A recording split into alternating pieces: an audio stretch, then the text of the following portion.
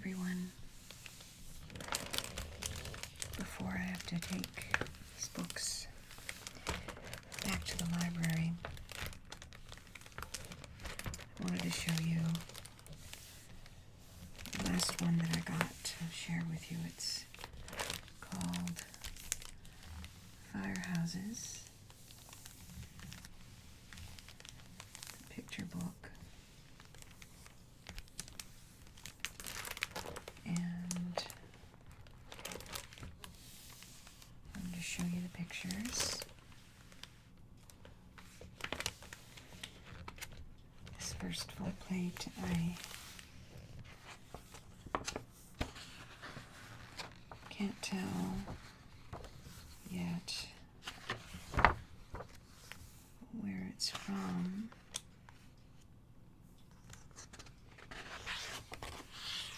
But I love this picture because my favorite number is 44.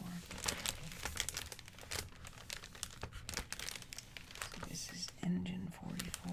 It says it on the lantern.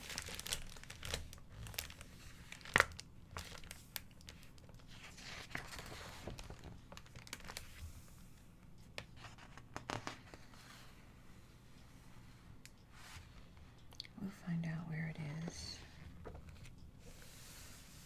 Here are the contents.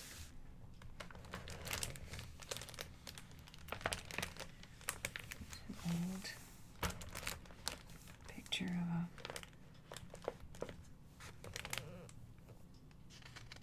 Hutchinson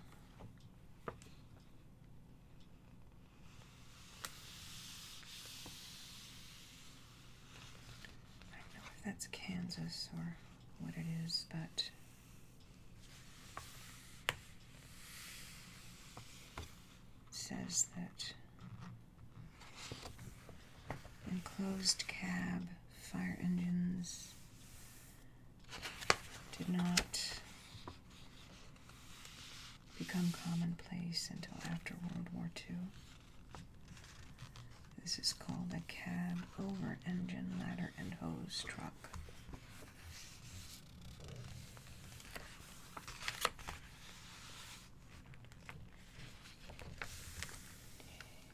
This is in Sierra Madre, California. This is adobe walls, tiled roof, quatrefoil window, other arched windows. It says here that the arched windows and the quatrefoil window are remnants of the mission style.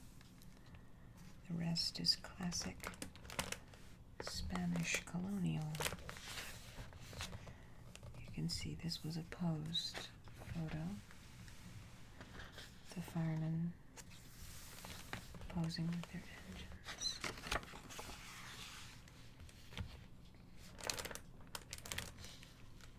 This was an engine number 1, built in 1851 for the Alexandria, Virginia Friendship Fire Company. This beautiful detail.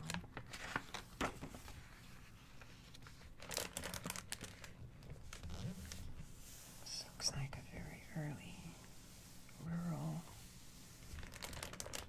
fire department.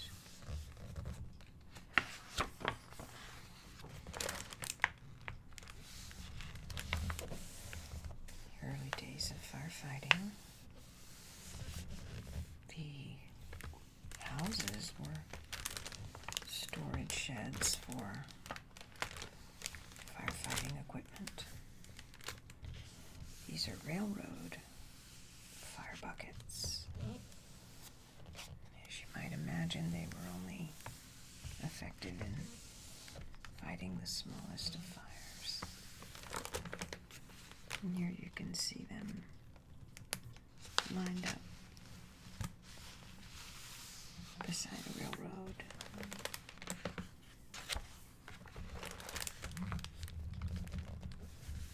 Here's an illustration of the first firefighting apparatus in Philadelphia. It's a hand pump. Still not great, but better than a bucket brigade. More early illustrations of terrible fires. Very fun fighting them.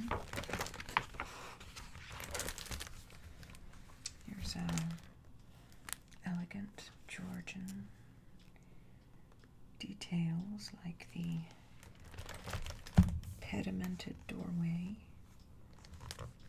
windows with decorative entablatures, and cornice moldings make the Friendship Fire Company a landmark in Alexandria, Virginia. It says that colonial buildings like this one are much more likely to have survived in small cities where population growth was relatively slow and the buildings remained useful over long periods of time. Here's an early 19th century fire station in New Jersey. Little more than a shed that protected equipment from the elements.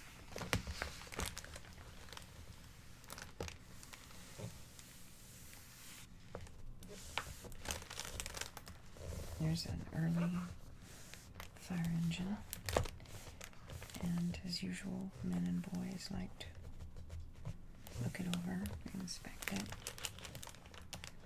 with admiration. This photo was taken on September 12th, 1917 in Stillwater, Minnesota. And this is an old steam engine, you can see, parked at the arched entrance of a livery stable. And the information provided says that since there is no indication that this building is a firehouse, this is probably a retirement picture for this steamer, which had been replaced by something more modern.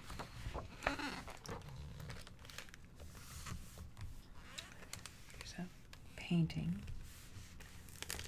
by Lewis Morer, idealizing the intrepid fireman who saves the helpless and the weak.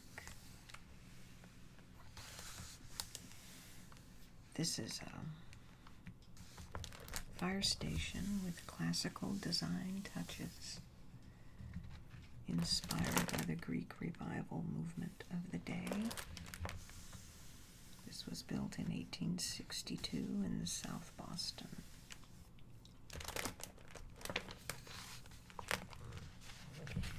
It was home to Engine Company 1 from 1868 until 1977, and of Ladder Company 5 from 1917 until 1954.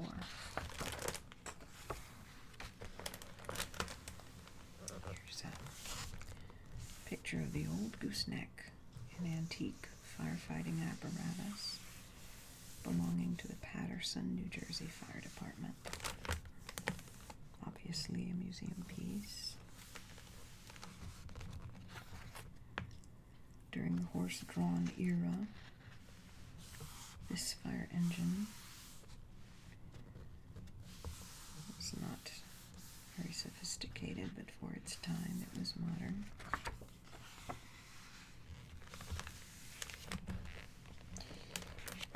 There's one of those old steamer engines which looks to be fighting a fire in the dead of winter. Icicles forming. says here, New York City firefighters battle ablaze in freezing temperatures at Broadway's Equitable Building.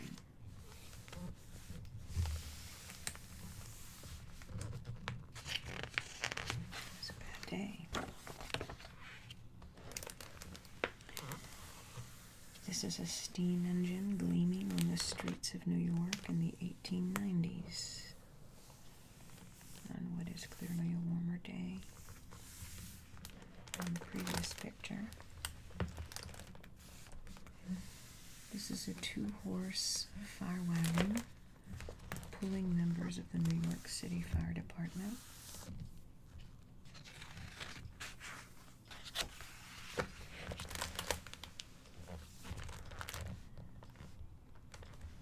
Here's an advertisement in circa 1890 for the Triumph Insurance Company of Chicago, using a depiction of the Great Chicago Fire of 1871.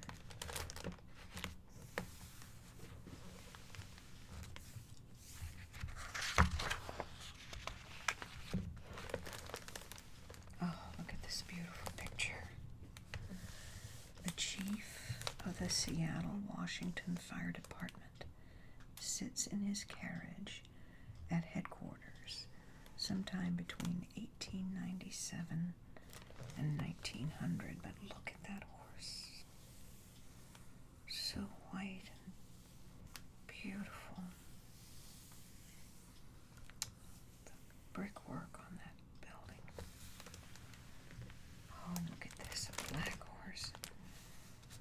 In snowbound Quebec, firefighters used equipment placed on runners, for obvious reasons, to transport fire hoses to an alarm. Hoses pulled by horses.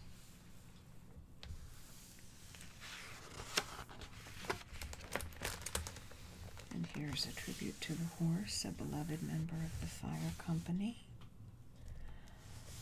This looks like a stone bas-relief design of beautiful horses.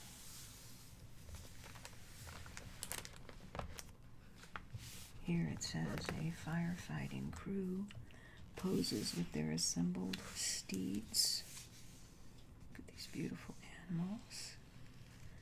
Though firefighters were initially reluctant to accept horses into the firehouse, many firefighters wept when their beloved teammates were finally phased out of duty by the early 1920s.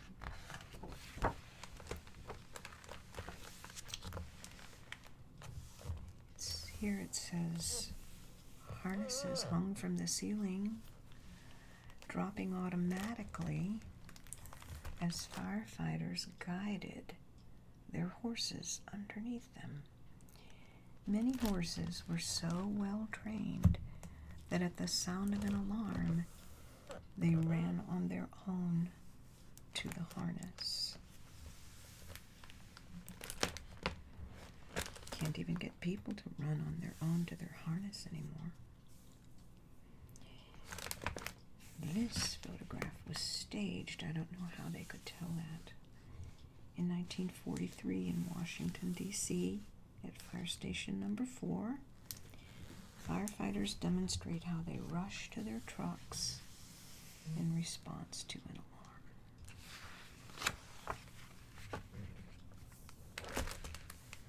This looks like another staged dramatization of the same type of thing, but much earlier. Let's see what it says.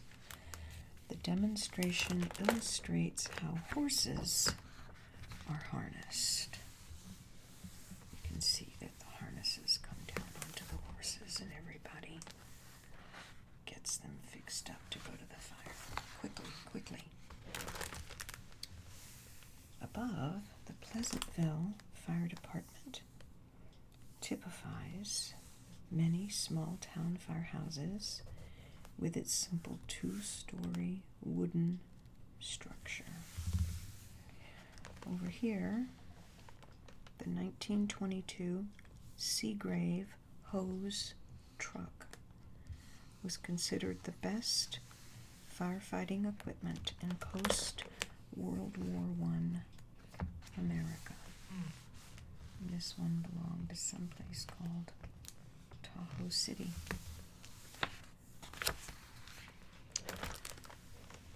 Here's a section about the alarm office. It says, when the Toledo Fire Department's alarm office was completed in December 1930, it featured state-of-the-art technology. The building's impressive architecture befitted the stature that the alarm office held within municipal government.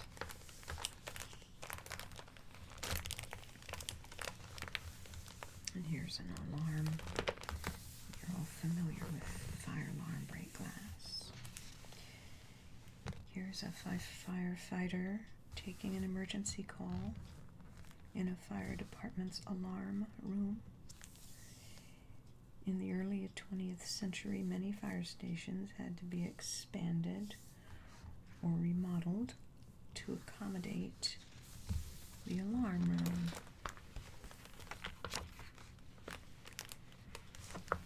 An integral part of the community, firefighters help kids in Minneapolis, Minnesota beat the summer heat.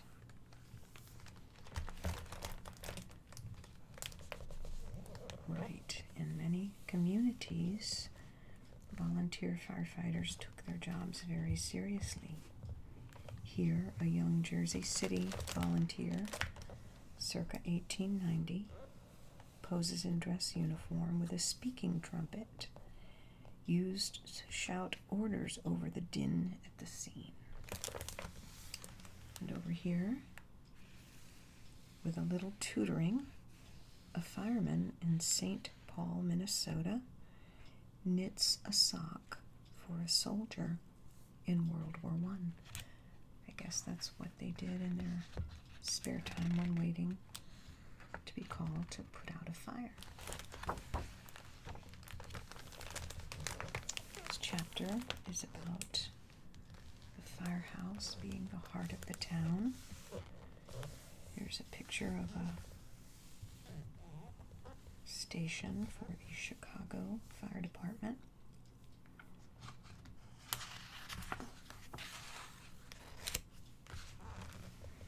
They were often imposing edifices. This picture, Engine Company 71, is one of 98 engine companies in the Chicago Fire Department, the largest fire department in the Midwest, serving over 3 million people. A well-designed firehouse complements the surrounding neighborhood. In this case, exposed brick, a mansard roof, and a tower, complete with a cupola for drying hoses, set this firehouse apart from the other structures, but keep it within the theme of the neighborhood.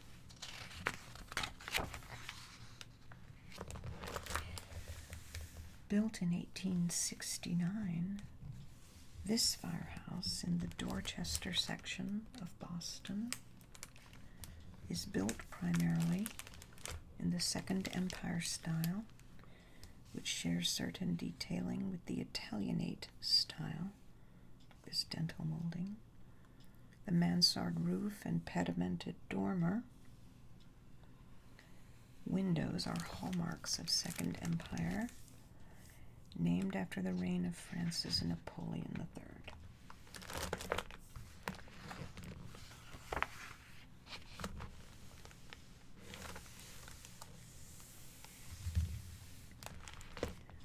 The curved bay, which you see here, which connects two separated segments of this Queens, New York firehouse, subtly suggests a Victorian tower, a popular element in 1892 when this station was built.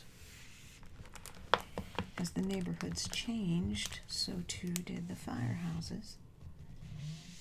The same Queen's firehouse after a 1927 renovation, and the construction of an elevated train in the foreground. You can see that here.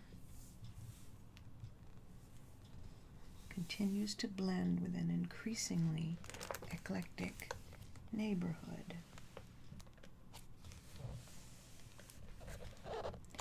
In urban areas, the firehouse was not always a community centerpiece, largely due to spatial constraints.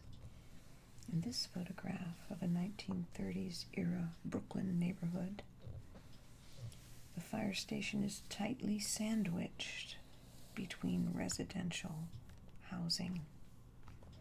I guess that was handy if these places caught on fire. Here we have, typical of Queen Anne style townhouses, the elaborate brick and masonry patterning and sculptural medallions of this 1902 New York City firehouse offer the much desired impression of textured wall space. Look at that dog. Look at him, his face sticking out. A bulldog, I guess. I always associate Dalmatians. Oh, look. Up here in these places there are horses. Look.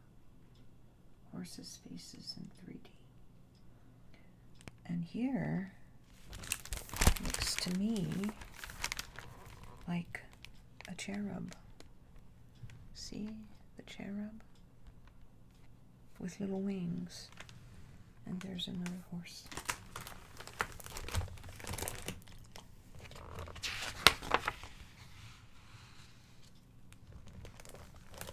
So this says, rough-faced, squared stonework is the main feature of this 1898 firehouse in Calumet, Michigan. Its massive, fortress-like appearance is in keeping with its Richardsonian, Romanesque styling. And here we have the stepped parapet of the Calumet Fire Station creates a ziggurat-like pattern against the sky. That's called a ziggurat pattern. Now you know. This is the Greek Revival styling of this. By that they mean this type of treatment at the top of this Sacramento, California firehouse. Is unusual for the West, though it was a favorite style in eastern cities. Most firehouses on the West Coast were designed in Romanesque, Victorian, or occasionally prairie style.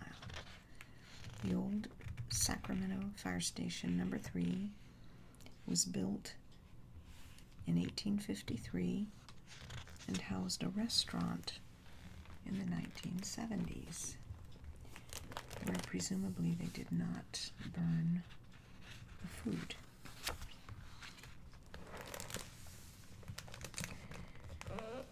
Index, Washington City Hall, and then Index, Washington Fire Department beside it.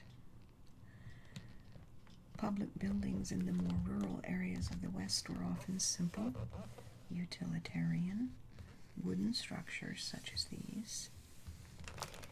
The steeply pitched roof of this 1891 Auburn, California firehouse displays the decorative shingling so popular on Victorian buildings and features dormers facing in each direction.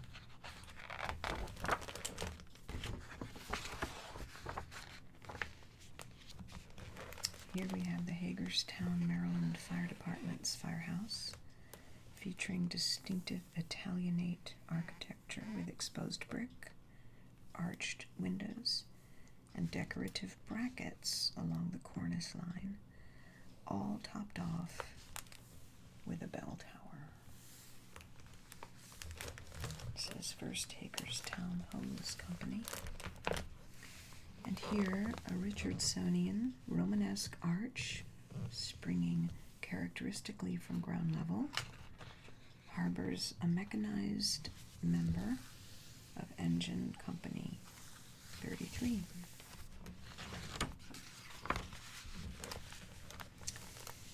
This was built in 1860 and remodeled in 1916 to accommodate motorized fire engines. It's in Boston, and its red brick style incorporates Greek Revival elements, though that style had largely faded by the 1860s. A front door topped with a decorative pediment supported by pilasters and symmetrically placed windows and doors contribute to the classical look of the station. I don't know if you can see this whole picture, but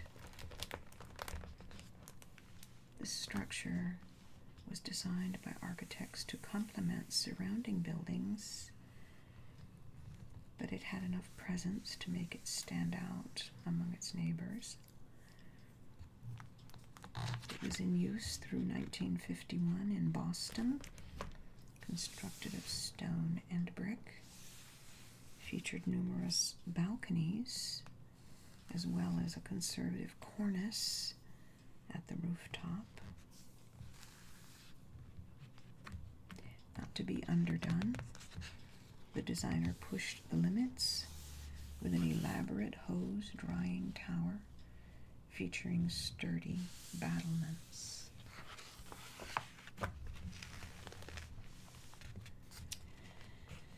The Seattle, Washington Fire Department, circa 1900, shows the influence of Victorian stick style in its steep gabled roof and wooden wall cladding.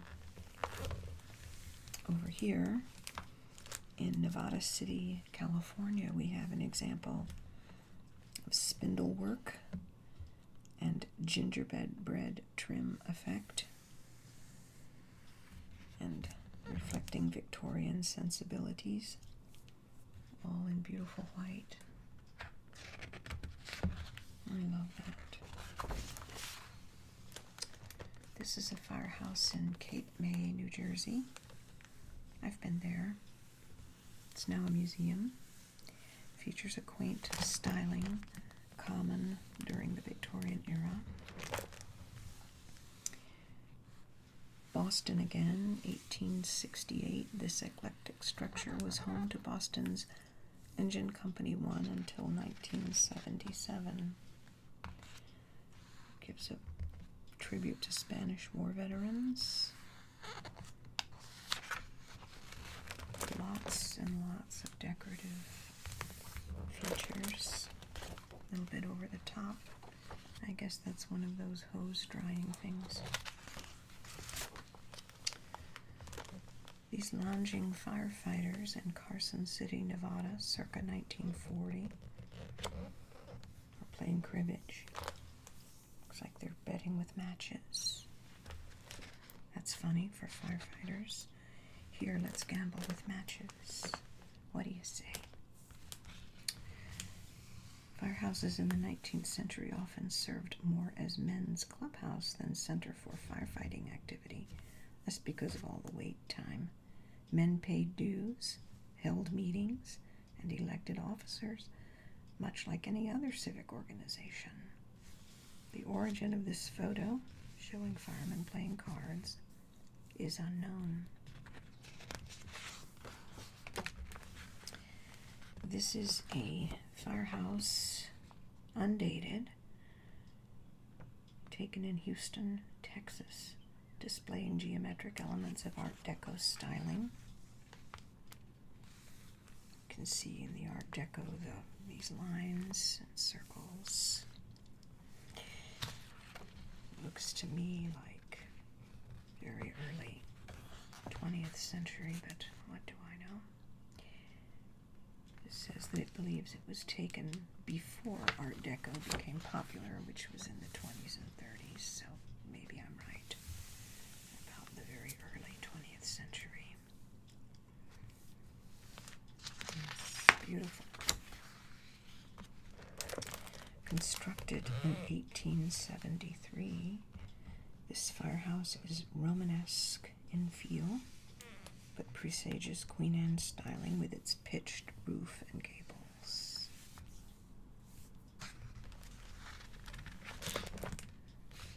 This is in Milwaukee, Wisconsin. It's the bungalow style, which, together with prairie style, was part of a larger arts and crafts movement of the earlier 20th century. This was built in 1928.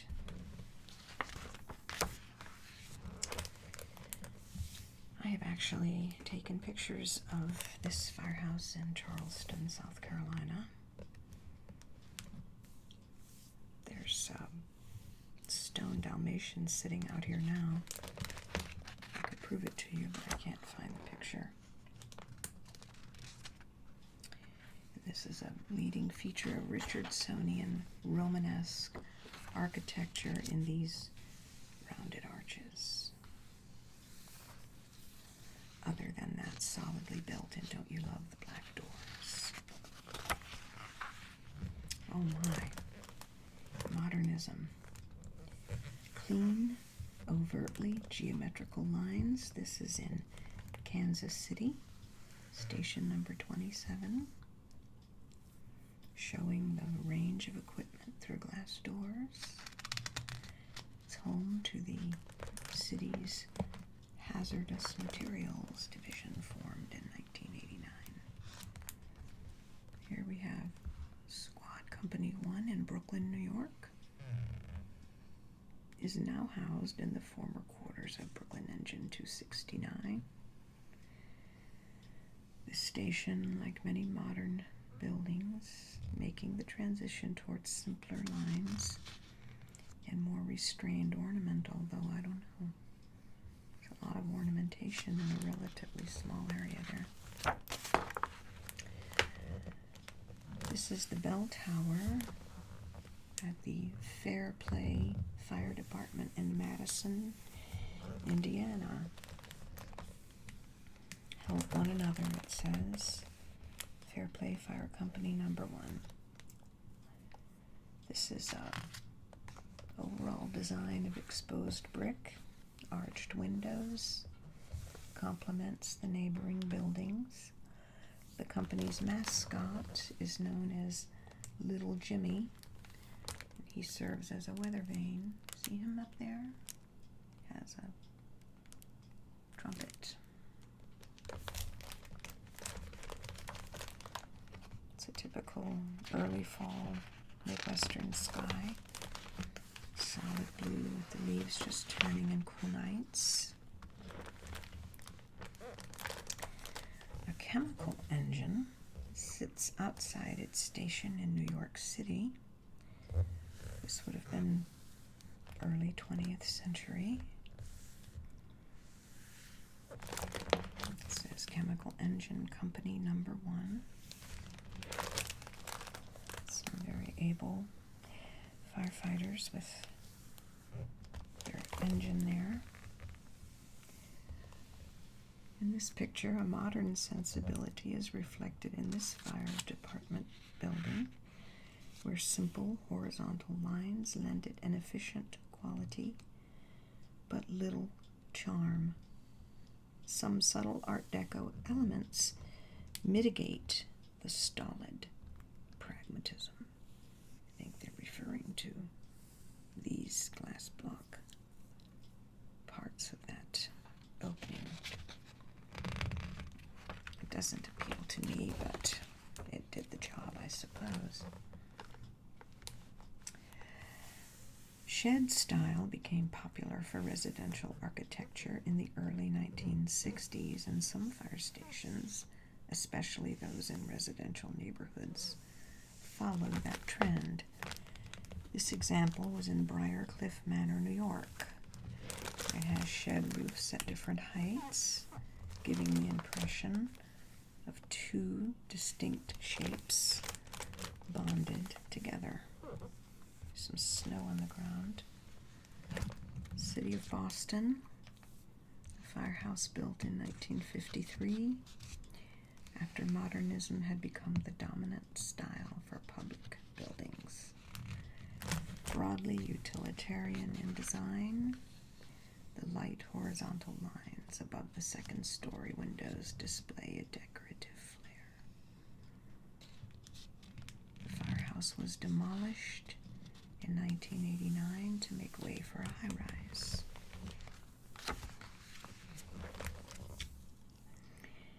Here's a later example of modernism. Let's turn the page and see Stamford, Connecticut.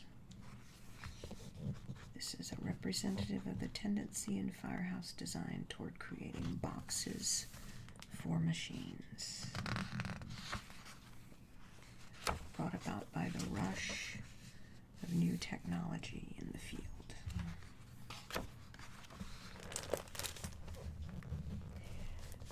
Gleaming engines stand ready at the Chester, Connecticut firehouse. This is Norwich, Connecticut, again very utilitarian. And this picture was taken in Seattle, Washington, depicting an engine leaving the station at night. I think they want everyone to know they're engine 20. There's a section about the history of African American firefighters, taking great pride in their work. And here is a firehouse. Let's see where it is. This is Elgin, Illinois. And this is a previous fire station that's now an office building. And here, this is a loft apartment created from a former fire station in St. Paul, Minnesota. Oh wait, I'm wrong. This isn't a loft apartment. This is a refurbished fire station. Oh wait, I'm right. It is a loft apartment. This space would have been occupied by the firefighters for sleeping and lounging when it was a fire station. The turret in the foreground at Fire Station 21 was once used to dry hoses. Architectural investigations. Cities with shifting, growing populations were often less concerned with preserving their older buildings, which were frequently raised, that means leveled, to make way for new construction.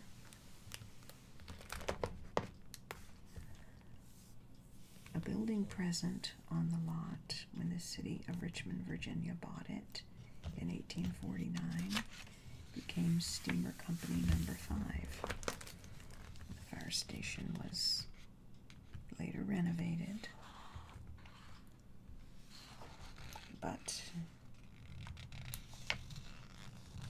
some firehouses weren't so lucky and they were abandoned. This says after the Civil War, firehouses were built with brick, designed for more utilitarian uses. This is a post-Civil War, obviously, picture. That's a lot of ladders. This is a Mission Revival structure housing San Francisco's chemical engine number 44. It was auctioned in 1959 and is now a home and an artist's studio. This is a 2-story wooden firehouse in Colorado, built in 1899. And this strange building with an onion dome is from the Aurora, Illinois Fire Department. It is now home to the Aurora Regional Fire Museum.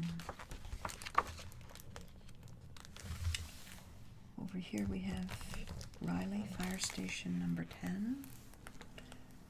A fire museum was once a reassuring sight to the Harrisburg, Pennsylvania community.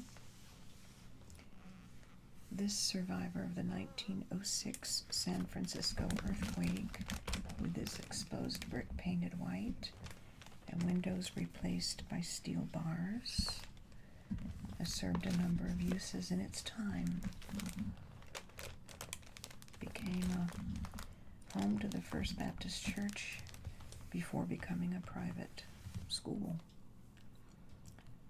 A pediment above the main door is still emblazoned with SFFD. Can't see it, but maybe they mean that. Here is a Fireman's Hall preserves antique fire pieces in Philadelphia.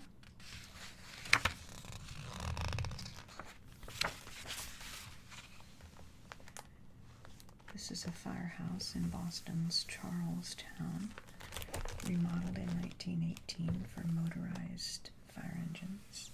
Look at the beautiful arches, these windows, the classic style of that. Equipment is often collected and restored. Here, the front of a post-war Ford fire engine gleams brightly.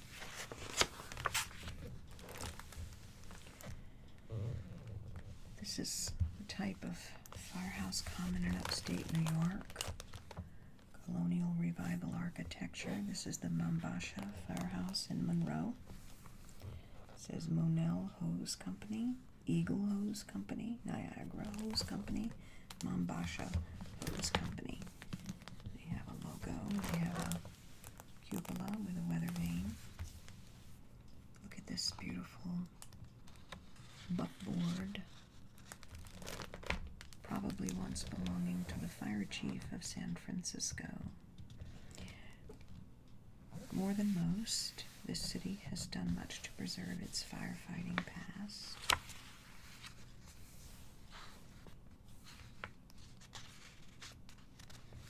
Steam engine.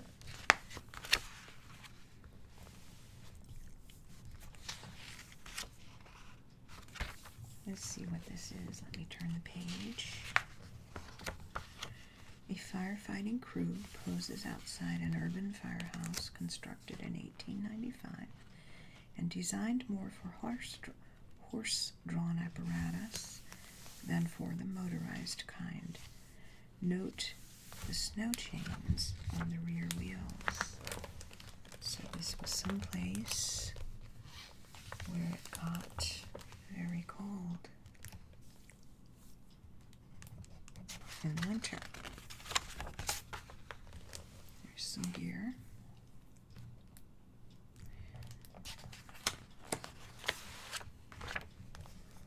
Oh, here's a...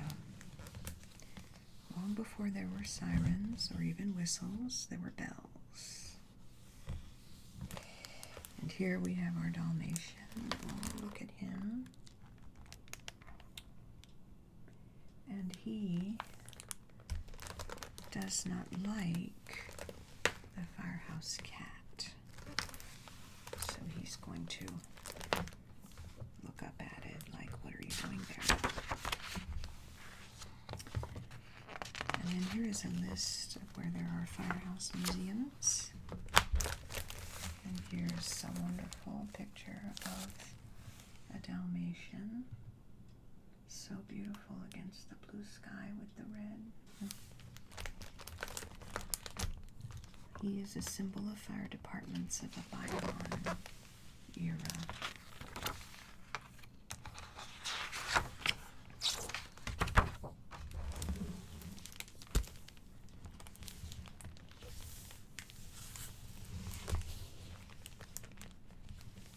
I hope you enjoyed that.